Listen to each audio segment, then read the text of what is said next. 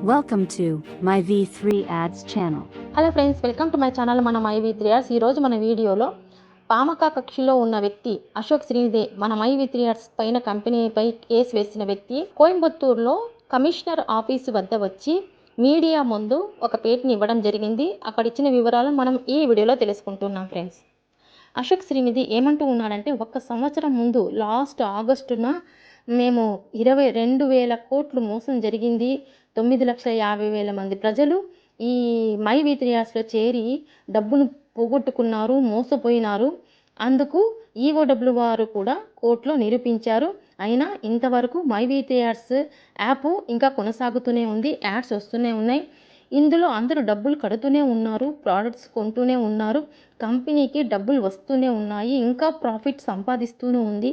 Expire అయిన వస్తువులను కూడా ఇంకా జనాలు కొంటూనే ఉన్నారు. కోర్టులో మేము కేసు వేసినా కూడా గవర్నమెంట్ కానీ ఎవ్వరూ కానీ ఈ కంపెనీపై ఎటువంటి నడవడిక తీసుకోబడలేదు.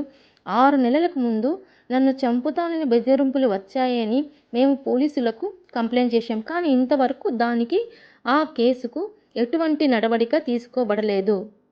ఇప్పుడు మరి క్రొత్తగా 3 రోజుల క్రితం నేను అవినాష్ రోడ్డులో మెయిన్ రోడ్లో వెళ్తూ ఉన్నాను. ఎప్పుడు జూలై 30న నేను వెళ్తూ ఉన్నాను.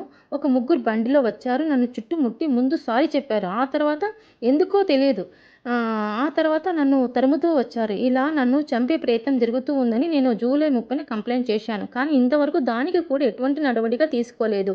అందుకని నేను కమిషనర్ ఆఫీస్ వద్దకు ఇప్పుడు వచ్చాను. ఈరోజు ఐఏఎస్ఐ ఆఫీసర్తో నేను కలిశాను. ఇక్కడ ఆయనతో 6 నెలల క్రితం నాకు బెదిరింపులు వచ్చాయి, ఫోన్ కాల్స్ వచ్చాయి అని చెప్పాను. అప్పుడు కేసు పెట్టాను. కానీ దానికి మీరు చర్యలు ఏం తీసుకున్నారు అని అడిగాను. కానీ ఆయన నాకు ఎటువంటి బదులు ఇవ్వలేకపోయారు. ఆ తర్వాత 3 రోజుల క్రితం వచ్చిన హత్య ప్రయత్నానికి మీరు తీసుకున్న చర్యలు ఏమిటి అని అడిగాను.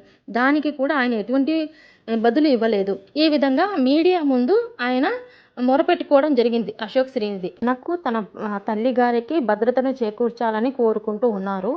ఈ విధంగా అశోక్ శ్రీనిధి మీడియా ముందు మొరపెట్టుకున్న వివరాలకు కుక్క కాటుకు చెప్పు దెబ్బ అన్నట్టు కేటీవీ ఛానల్ ఉన్న కార్తిక్ పిల్లై అనే వ్యక్తి ఏ విధంగా జవాబిచ్చారు అన్న విషయాలు మనం నెక్స్ట్ వీడియోలో తెలుసుకుందాం. ఓకేనా ఫ్రెండ్స్, థ్యాంక్ యూ.